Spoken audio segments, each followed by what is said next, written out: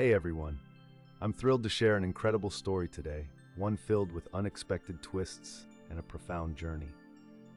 Imagine the story of Avery Blake, a remarkable woman who faced a life-threatening experience and returned with insights about what lies beyond.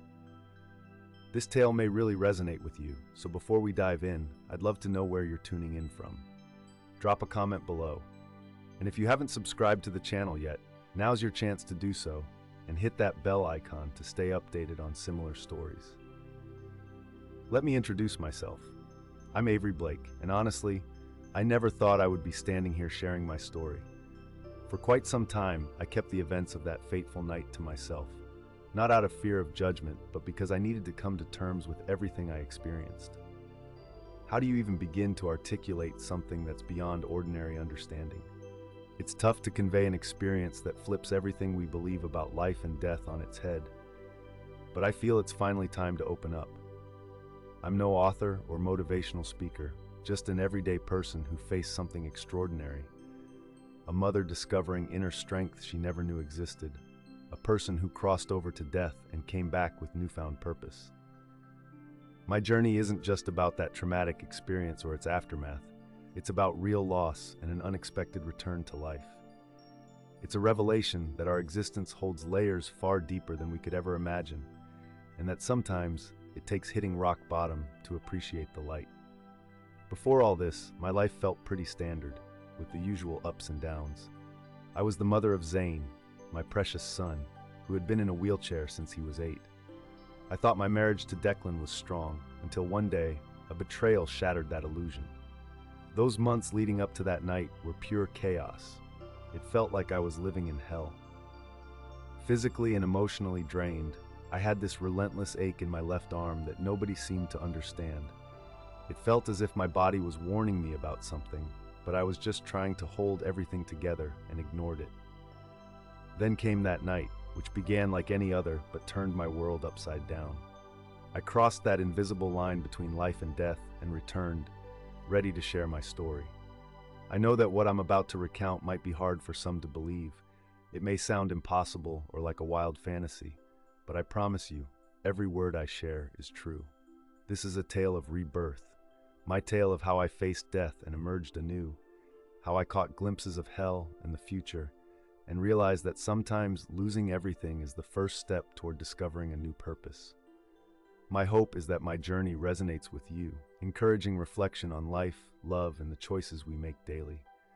So, if you're ready, let's embark on this path together, starting with agony and culminating in hope, a voyage from death back to life. It all began to unravel months prior to that pivotal night. My marriage felt like a facade, and I was desperately trying to piece together the fragments of trust that had shattered. Declan, the man I had shared my life with and the father of my child, had not only betrayed our union, but had also sliced through my closest friendship. Discovering his infidelity felt like a brutal blow. It wasn't just the affair itself that hurt, but the fact that it was with Tessa, my best friend, the very one I had confided in, sharing every joy and sorrow. To add salt to the wound, she was pregnant. The news spread like wildfire, and soon enough, my private agony became a matter of public discussion. I could feel the weight of people's pity trailing me, and the whispers followed wherever I went. My intimate struggles were laid bare, open for everyone's scrutiny. During this tumult, an unusual pain took residency in my left arm, a strange mix of numbness and weakness. It felt at times as though I carried an immense burden within that limb. But with everything happening around me, I barely had the bandwidth to register it. Who would listen anyway? The chatter about my husband's scandal consumed everyone. Then there was Zane, my precious son. Confined to a wheelchair since he was 8, watching him navigate his daily battles brought me to my knees. I was haunted by the fear that he might never experience a normal life and that opportunities would slip through his fingers. Unbeknownst to me, life had unexpected twists waiting for both of us. Meanwhile, Declan was determined to make amends after realizing that the child Tessa was expecting wasn't his.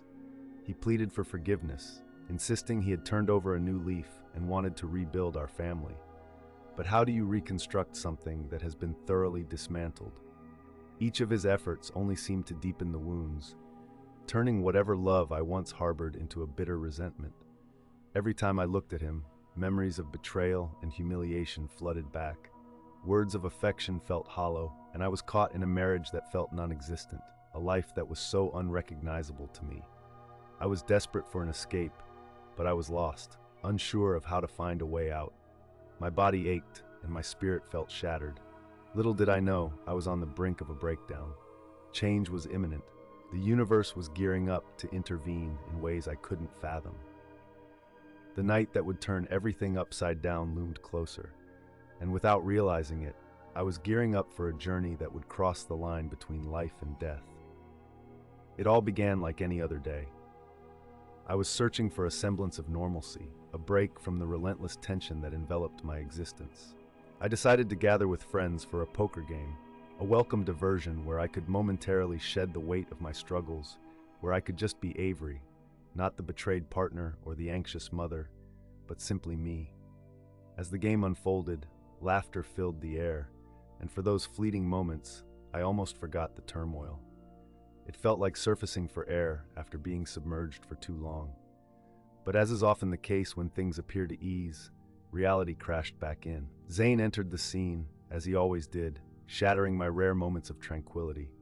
He was clearly intoxicated, eyes bloodshot and breath reeking of alcohol, and he insisted that I come home with him. In that moment, a storm of emotions surged within me, anger for his intrusion, fear of what might occur if I resisted, and an overwhelming fatigue from the constant battle. Somehow, I found myself agreeing to go with him. Perhaps it was the exhaustion from the ceaseless struggle, or a flicker of hope that maybe things could improve. Or maybe I just wanted to resolve the situation and return to my son Declan. In his drunken haze, Zane urged me to drive his new car, an unfamiliar vehicle.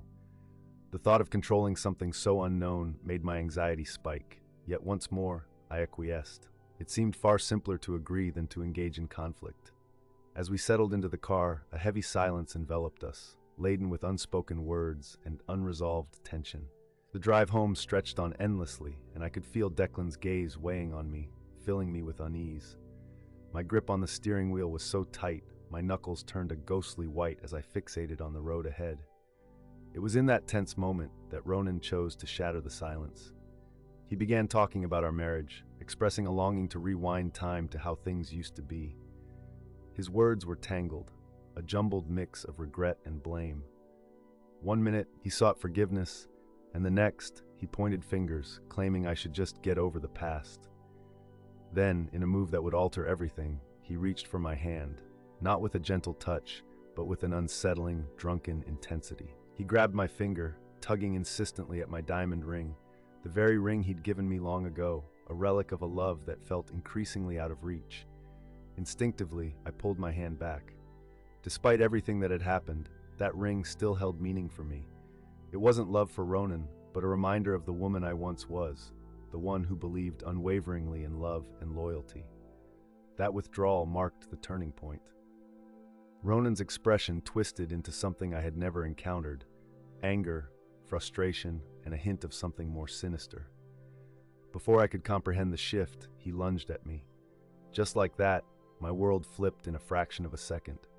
One moment, I was focused on steering clear of disaster, and the next, Declan was pinning me down, his weight pressing me into the driver's seat. I had no idea he possessed such strength. The scent of alcohol on his breath overwhelmed me. The eyes I once thought held love were now blazing with a fury that sent chills through me. I tried to scream, but the sound strangled in my throat as his forearm pressed down against my neck. The pressure felt suffocating. My lungs were screaming for air, burning from the lack of it. My hands, which had once firmly held the wheel, now clawed helplessly at Declan's arms, attempting to push him off. It was futile. He was far stronger, and the booze seemed to have only heightened his power. As my vision began to cloud and dark spots swirled before my eyes, I could hear the thunderous beat of my heart, echoing in my ears as if counting down my seconds. Panic seeped in, my body at war with itself, pleading for oxygen that felt so far from reach. A whirlwind of thoughts flooded my mind. I couldn't help but think of Zane, my cherished son, who, if I weren't around to take care of him, I worried about how Zane would cope with all the challenges life throws at him. I found my mind drifting to my family, friends, and the dreams and conversations that were still left hanging. As I grappled with this overwhelming wave of thoughts, it felt like I was reaching my breaking point. Just when it seemed I couldn't endure the weight of it any longer, something unexpected occurred. It felt as though a veil had been lifted, and in an instant, the pain and fear evaporated. For a fleeting moment, a weightlessness washed over me, almost as if I were floating. Initially, I thought I had lost consciousness, but I quickly realized that I was observing everything with stunning clarity. I could see Declan leaning close, still pressing me into the seat, and even glimpsed my own face, pale and seemingly lifeless. But I wasn't grounded in that reality anymore. I was above it all, a spectator in my own story. As I watched the scene unfold like a film, I noticed the moment Ronan grasped the magnitude of what had just happened. Panic flashed in his eyes. He released my neck and frantically shook me, calling out my name, but I couldn't respond. My physical form was there, yet my essence felt detached, swirling in a different realm. It struck me then that this wasn't just a moment of fainting or losing awareness. I had crossed over. Surprisingly, rather than being consumed by terror at this realization, I was enveloped in an indescribable serenity, a calmness I had never known before. And just as I began to soak in this new understanding, something extraordinary occurred. A brilliant light, more radiant than anything I could have imagined, surrounded me. It exuded warmth and was filled with a love so profound it took me by surprise. In that moment, I knew, with a certainty that defied explanation, that this was merely the start of my journey. As I felt myself gently pulled away from the scene, from Ronan, from the body that lay so still, it was as if I were being guided by a benevolent force. There was no fear, no pain, only an unprecedented sense of peace and welcome enveloped me. As I drifted away from that horrifying moment, I noticed my awareness shifting. I felt unbound by my physical senses. Suddenly I could perceive everything around me at once. Colors danced with vibrancy, sounds resonated with clarity, and I could sense the pulse of energy that connected everything. Moments later, I found myself in an indescribable space that defied all explanation. It felt as if I existed in every place and yet nowhere simultaneously. Time itself seemed to dissolve, blending past, present, and future into one continuous moment. As I drifted into this extraordinary state of reality, everything that once felt beyond my grasp suddenly made sense. Imagine having access to all the knowledge in the universe.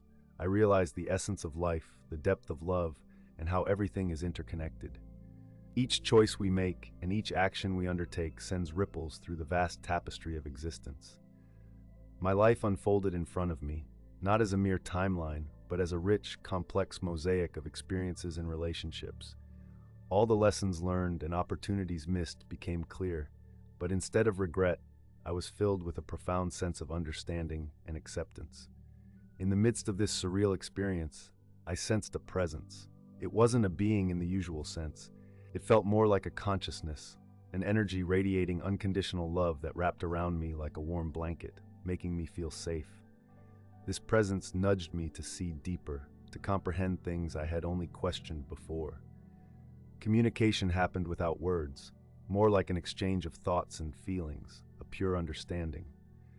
I found myself pondering the meaning of life, the reasons behind suffering, and what happens after we take our last breath. The answers weren't just explanations, they felt like revelations, truths that I had always known but couldn't access until that moment. I realized that our time on Earth is akin to attending school, a place meant for learning and growth. The struggles we face are actually stepping stones for evolution. And love, oh, love is the most potent force, one that can transcend even death. My thoughts then turned to Ronan. Rather than harboring anger or resentment, a wave of compassion washed over me. I could see his pain, his fears, and insecurities. While what he did was hurtful, it stemmed from a place of deep suffering and confusion, allowing me to look beyond his actions to the wounded soul beneath. And then there was Zane. A love so vast swelled within me that it felt like it could stretch into infinity. His life, with all its ups and downs, had a meaningful purpose. I could see how he was meant to impact so many lives, imparting lessons of bravery and resilience. As I absorbed these insights, I faced a pivotal choice. Should I remain in this blissful state of profound understanding, or should I return? The decision hung heavy in the air. Part of me longed to stay and explore even deeper. In a moment that felt both profound and transformative, I found myself immersed in an overwhelming sense of love and understanding. It was as if a powerful vision had broken through, revealing to me that my time on this earth was far from over. This vision didn't just bring clarity, it infused me with a newfound purpose and the courage to embrace whatever lay ahead.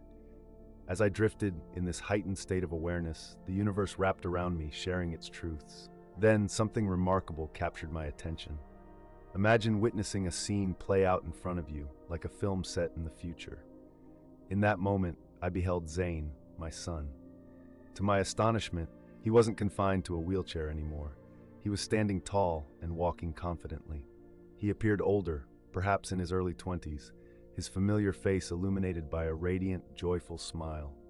Next to him was a young woman, and as they walked together hand in hand, exchanging affectionate glances, I realized she was his wife. My heart swelled with happiness, knowing that he had found such profound love.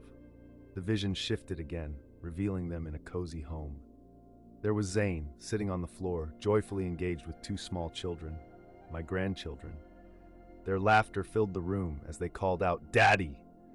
while he playfully lifted them into the air, exuding pure joy. Then, I glimpsed Zane in an office, focused intently on his work. Surrounded by an array of books and papers, he wore an expression of deep concentration. In that moment, I recognized that he had evolved into a respected professional, someone truly making a difference in the lives of others. The vision kept unfolding, offering snapshots of his future. I saw him addressing large audiences, sharing his inspiring journey of resilience. Awards came his way, and he was acknowledged for his meaningful contributions to society. As I watched him age gracefully, surrounded by a loving family and steadfast friends, I was profoundly moved. Each scene radiated Zane's inner strength, unwavering determination, and zest for life. Traits I had always hoped he would embrace, but often doubted he could due to his early challenges. This vision wasn't just a glimpse into a potential future. It was a powerful reminder of my role in his life. It made it clear that Zane needed me, not just during his childhood, but throughout his entire journey. I realized I had an essential part to play in his transformation from a boy in a wheelchair to the vibrant, fulfilled man I saw before me. I felt an undeniable pull to return, no matter the pain it might bring. I had to step back into life for Zane. He would need my support to tackle the challenges that lay ahead, to believe in himself when the doubts of the world pressed down on him, and to keep pursuing his dreams. As that vision began to fade, the feelings it left behind lingered, a blend of hope, determination, and unwavering love. I realized that this journey wouldn't be straightforward. There would be hurdles and moments where doubt could creep in. Yet now, I had a renewed sense of purpose, a reason to stand strong. As the last image of Zane disappeared from my mind, I braced myself for whatever awaited. I was ready to embrace my role as the mother Zane needed to guide him toward the bright future I had always imagined for him. However, before I could take that step, there was one final journey waiting for me. A journey to a place I had never fathomed. A place that would profoundly shift my understanding of life and death. Just when I thought I had experienced the extremes of this journey, an abrupt transition took place. The warm light that had enveloped me started to fade, replaced by a heavy, oppressive darkness. It felt like being dragged into an abyss that challenged everything I thought I knew about existence. Suddenly, I found myself in an environment that was nothing short of horrific. Not the typical hell depicted in movies with fire-breathing demons, but something much more raw and menacing. The air was thick and suffocating, filled with a stench of sulfur mingled with despair. The temperature swung from biting cold to unbearable heat, leaving me disoriented. Everywhere I looked, there were souls in torment. Not tangible bodies, but ethereal forms writhing in agony. Some seemed to burn in flames that didn't consume them, making their suffering eternal. Others were engulfed in a darkness so profound that it drained all semblance of hope. I watched in horror as some were caught in a perpetual loop, reliving their darkest moments repeatedly, trapped in an unending cycle of guilt and grief. The atmosphere was dominated by a deafening roar of anguish. Screams of despair, cries for mercy, formed a chaotic symphony of suffering that echoed throughout the space. As I took in this terrifying sight, something caught my attention. I noticed that some of these souls bore signs of having been cremated after their deaths. Intrigued yet frightened, I turned to the faint being of light that had been with me, still lingering in the shadows. "Is that why they're here?" I asked, confusion and fear coloring my voice. Imagine a revelation hitting you not through words, but through a profound understanding. It wasn't death that shaped their fate. It was the choices they made in life. This realization struck deeply, illuminating the fact that this realm wasn't some cruel punishment from a vengeful deity. Rather, it was a manifestation of each soul's actions, decisions, and thoughts throughout their existence. In my mind's eye, I could see individuals ensnared in their own personal torment, each creating their unique hell based on the harm they had caused or the greed and selfishness they embodied. A few were trapped, burdened by their inability to offer themselves forgiveness, endlessly cycling through self-inflicted suffering. As I observed this painful scene, an overwhelming sense of compassion welled up inside me for these afflicted souls. It dawned on me that many were oblivious to their ability to choose a different path, ensnared in their destructive thinking and behaviors, blind to the possibility of escape. Suddenly, Zane entered my thoughts, his actions reflected in my pain. The violence that brought me here seemed to pulse around us, yet instead of anger boiling up within me, an immense sorrow took its place. If he remained on his current path, I realized this could very well be his fate too. The harrowing experience imparted a vital lesson. Our personal responsibility and the ripple effects of our choices matter immensely. Each word, every decision, and all our actions can either elevate us or plunge us into despair. As I felt a gentle tug drawing me from this dreadful place, I carried with me a newfound wisdom about the concepts of good and evil, heaven and hell. They aren't just physical locations, rather, they are states of consciousness we forge through our choices. Despite the terror I'd just witnessed, this visit reinforced my resolve to return to my life. I recognized my mission was larger than myself, to nurture Declan, helping him tap into his potential, while also living in a way that inspires others to choose kindness and seek out the light, even during the roughest times. With this clarity and intent firming my resolve, I readied myself for the next chapter ahead. The transition back to life felt slow and deliberate, like a soft force guiding me through an invisible thread. It led me back to the body I had once abandoned, back to the life waiting for me. In the blink of an eye, everything changed. That expanded sense of awareness I had experienced started to shrink, and the universal truths that once felt so clear began to fade away like morning mist. It was as if I were trying to grasp water with my bare hands. The tighter I held on, the more it eluded me.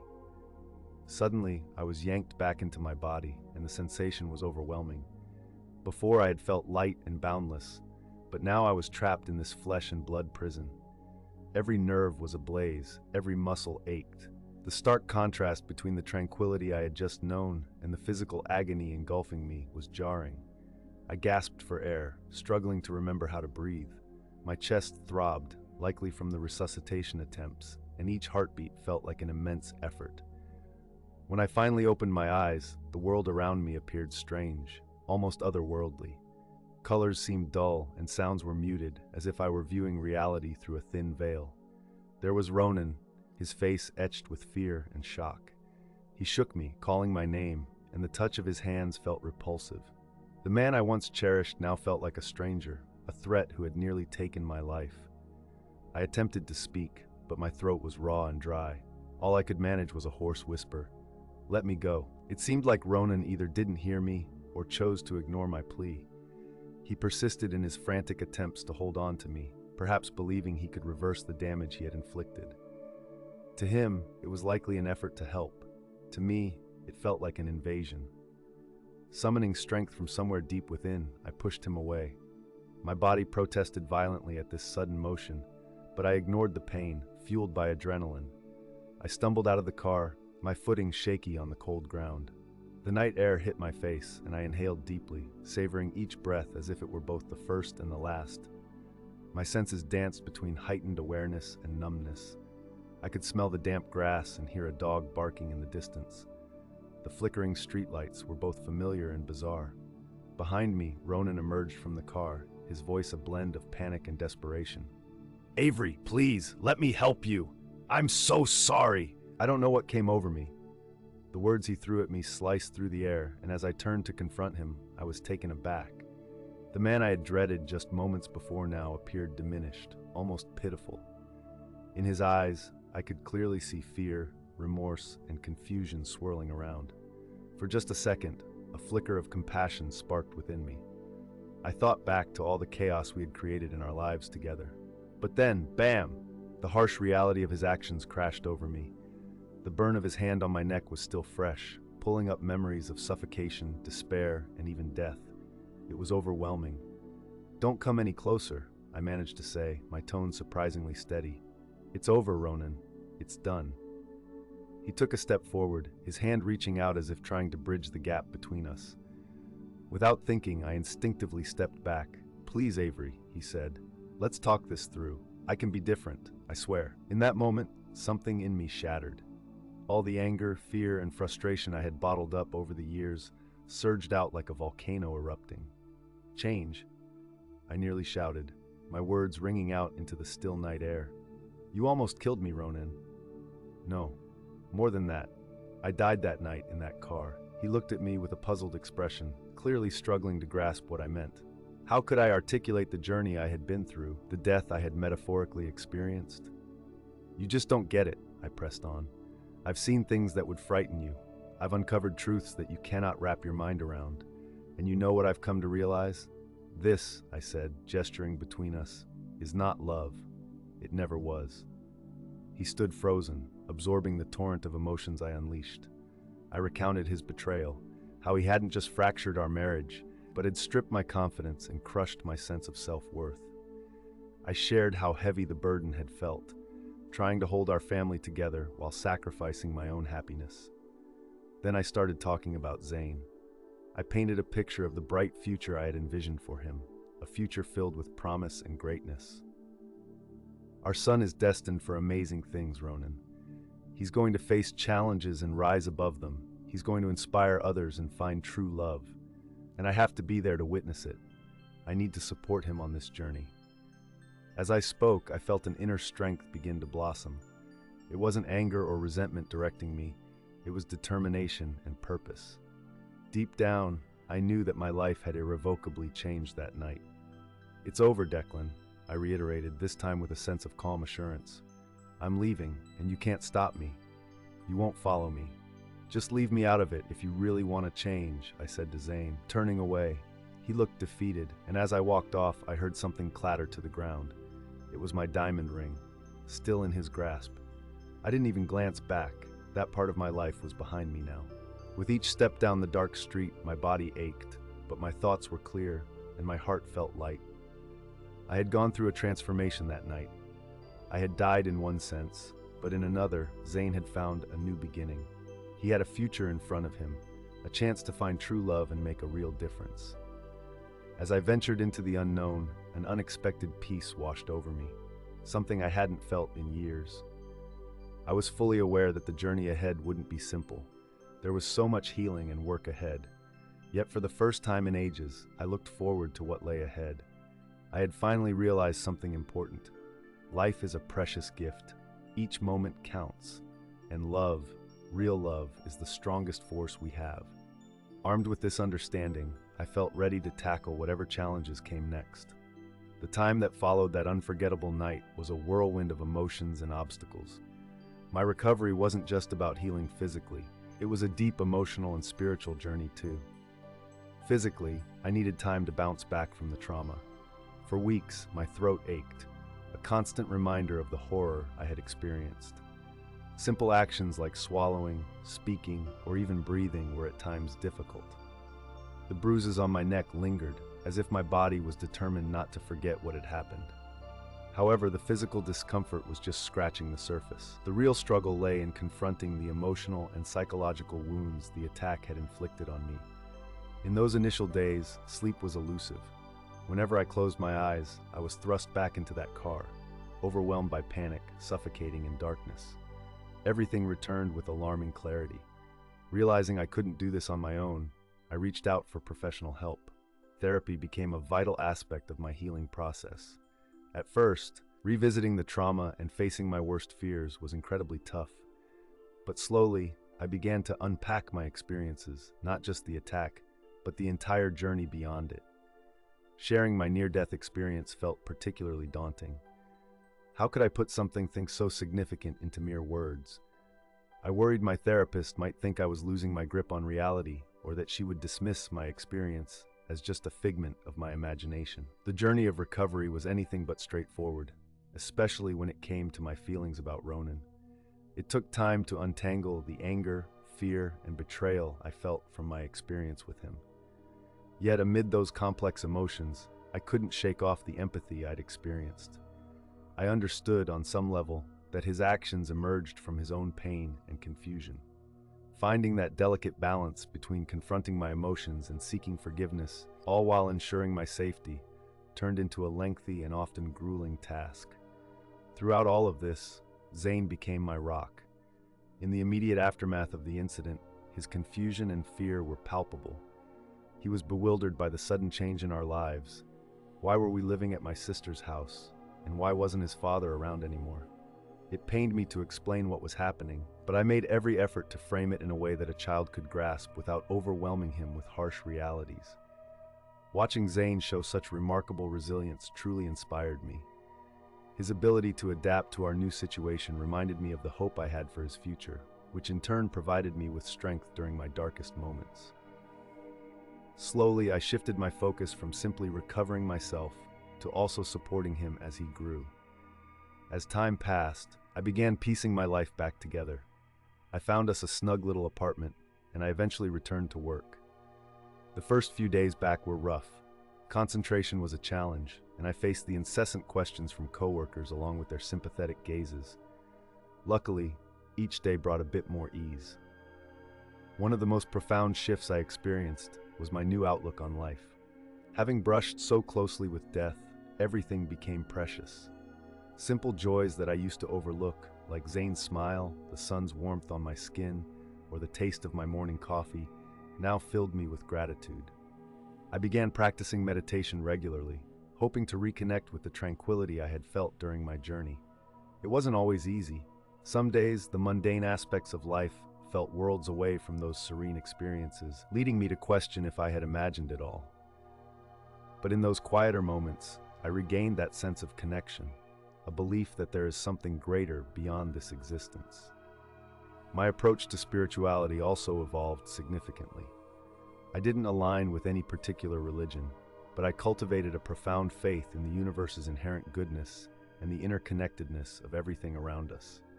Every obstacle I encountered became less of a burden and more of an opportunity for growth. As the months rolled by, I found myself embracing every interaction as a beautiful opportunity to share love and compassion. It felt like I was not merely mending, but evolving. The woman who emerged from this journey of healing was not just stronger, she became wiser and more empathetic.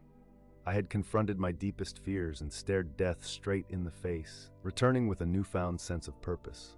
I knew my path to healing was far from over. It's a continuous journey, not a fixed destination.